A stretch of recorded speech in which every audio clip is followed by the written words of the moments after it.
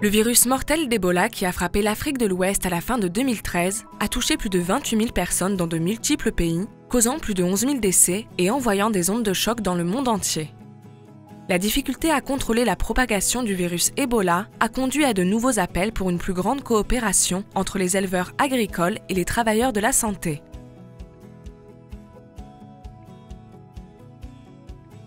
Financé par l'ambassade royale des Pays-Bas à Accra, le programme Préparation contre l'Ebola et d'autres maladies infectieuses émergentes en Sierra Leone et en Guinée a introduit une nouvelle approche plus intégrée de préparation et de surveillance des maladies qui a réuni de nombreux partis. Le projet est une collaboration unique entre divers instituts pour travailler sur l'initiative One Health et la coopération Sud-Sud. So the One Health approach briefly is an interdisciplinary approach to public health. And it's about tackling public health from an animal health, human health, environmental health angle altogether to increase the effectiveness of the three types of health, but also brings in different disciplines. The thing that is unique about this project is that it really brings One Health where arguably it's more effective, which is at the community level. So there has been a lot of effort in having a One Health approach to public health at the really national level, but in this project we bring it to the community side, which is where the beneficiaries are. Le projet comprend 3 principaux groupes de travail: activation de la surveillance communautaire, renforcement des laboratoires et le financement basé sur les résultats des services de santé. Le but du premier groupe de travail est de développer un système innovant de prévention, de préparation et de résilience à l'Ebola et autres maladies infectieuses émergentes.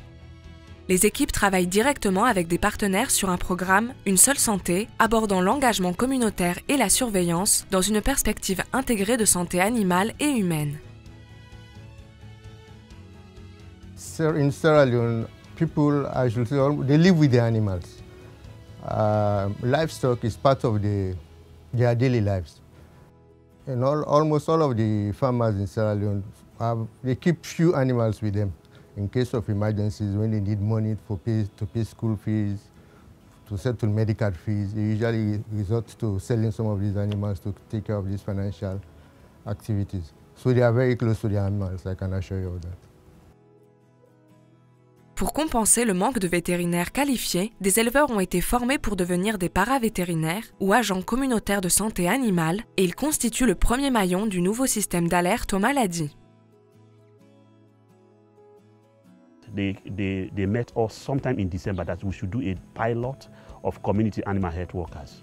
These community animal health workers will be involved in the day-to-day surveillance of animal diseases because according to research, out of any 10 diseases that affect humans, 7 come from animals. It was a 23 days training. During that 23 days, we trained them as community animal health workers. Basically, they are to look for animals that are sick in the community. Suppose, let's say one of the diseases that affect our people in the community is rabies. It's a viral disease. It kills humans, it disturbs population, it disturbs farming communities.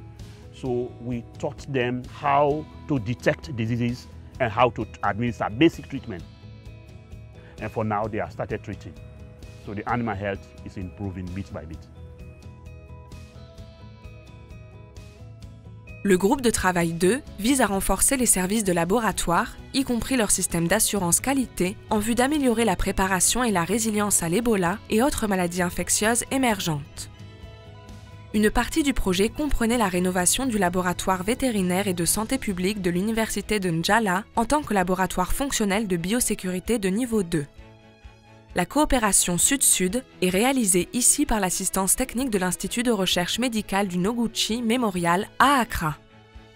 Le personnel a été formé à la biosécurité, aux bonnes pratiques de laboratoire et aux techniques de PCR et de sérologie.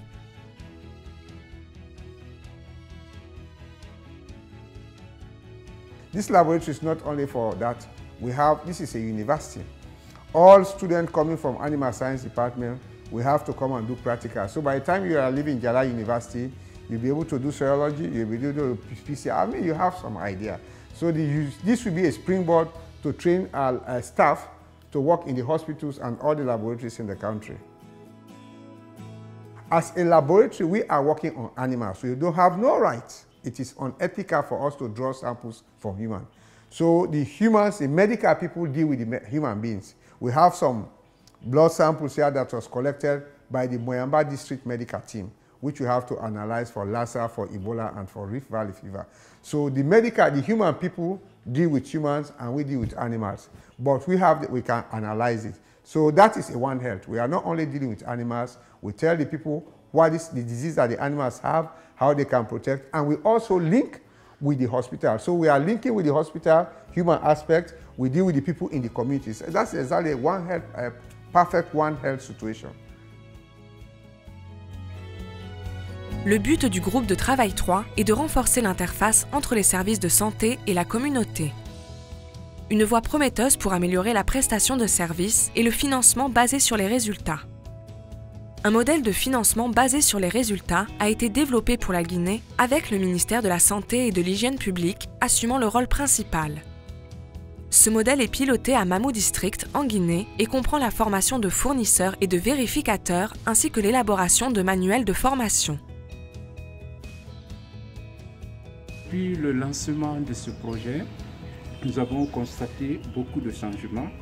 Et au niveau des agents de santé communautaire, on les a trouvés individuellement et avec l'approche FPR, on a créé un groupement des agents de santé communautaire.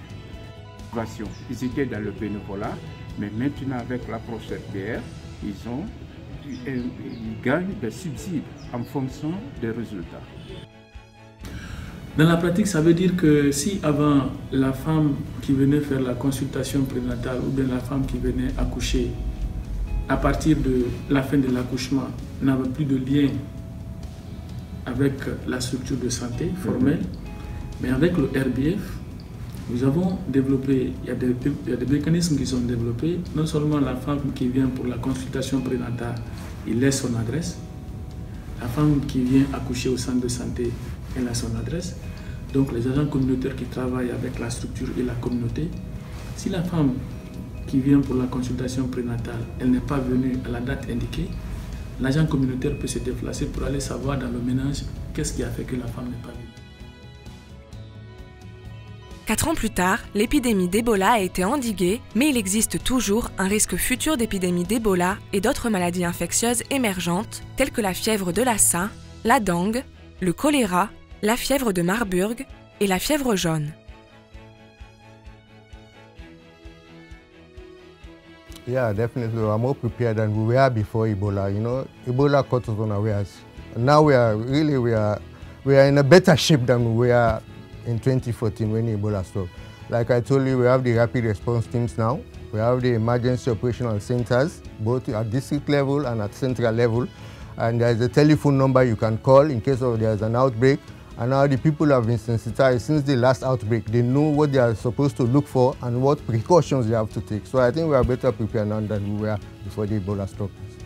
Oh, the biggest achievement is the capacity that we have built. Yes, the lab structure is there.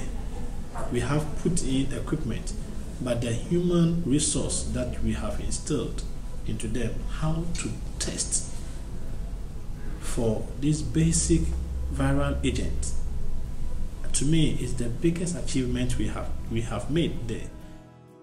Le programme coordonné du KIT a contribué à renforcer les systèmes communautaires et sociaux et à améliorer les connaissances et les compétences au sein des communautés, des systèmes agricoles et de santé, permettant ainsi au pays de réagir plus rapidement et plus efficacement aux futures épidémies.